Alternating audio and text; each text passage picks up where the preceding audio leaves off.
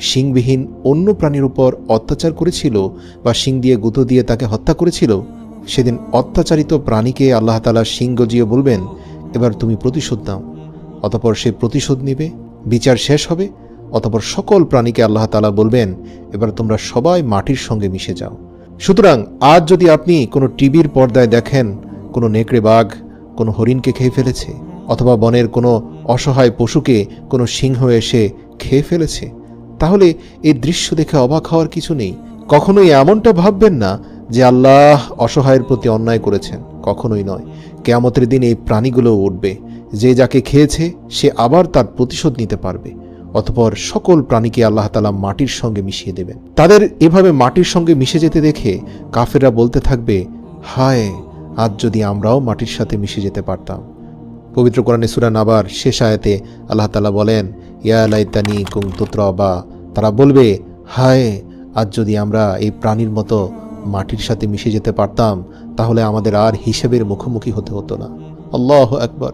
আল্লাহ বলেন, সেদিন আমি আকাশকে গুটিয়ে নেব, যেভাবে লিখিত কাগজপত্র এক জায়গায় জমা করা হয়। আমি ঠিক সেভাবেই সব কিছু আমার কাছে নিয়ে নেব, যেভাবে আমি প্রথমবার সৃষ্টি করেছিলাম, এবং আমি আমার ওয়াদা অবশ্যই পূর্ণ করব। আব্দুল্লাহ ইবনে আব্বাস রাদিয়াল্লাহু থেকে বর্ণিত, নবী করিম সাল্লাল্লাহু আলাইহি সাল্লাম বলেন, নিশ্চয়ই তোমাদেরকে হাসরের ময়দানে খালি পা বা বস্ত্রহীন অবস্থায় উত্থান করা হবে। সাধারণ মানুষরা বস্ত্রহীন থাকলেও নবী রাসূলদের কাপড় পরানো হবে। এ বিষয়ে আল্লাহর রাসূল বলেন, ইব্রাহিম আলাইহিস সালামকে যখন নমরুদ আগুনের কুণ্ডলিতে নিক্ষেপ করে, তার পূর্বে তাকে বিবস্ত্র করেছিল।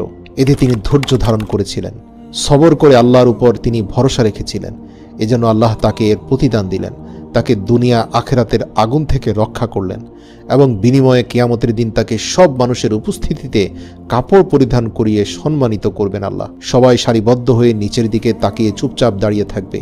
হাসরের ময়দানে একে একে সকলকে উপস্থিত করার পর ফের তাদের এই সারিবদ্ধ মানুষের মধ্যেই হঠাৎ আল্লাহ তাআলা আসমান থেকে নেমে আসবেন। উপস্থিত সকলেই ডানে বামে কোথাও তাকাবে না, সোজা নিচের দিকে তাকিয়ে দাঁড়িয়ে থাকবে। সকলে নীরব নিঃশব্দ থাকবে, কেউ কোনো কথা বলতে পারবে না। তবে আল্লাহ যাকে অনুমতি দেবেন সেই শুধু কথা বলতে পারবে। কোরআনে উল্লেখ আছে, সেই চিরঞ্জীব চিরস্থায়ী আল্লাহর সামনে সকলেই অবনত হবে। সেই ব্যক্তি অবশ্যই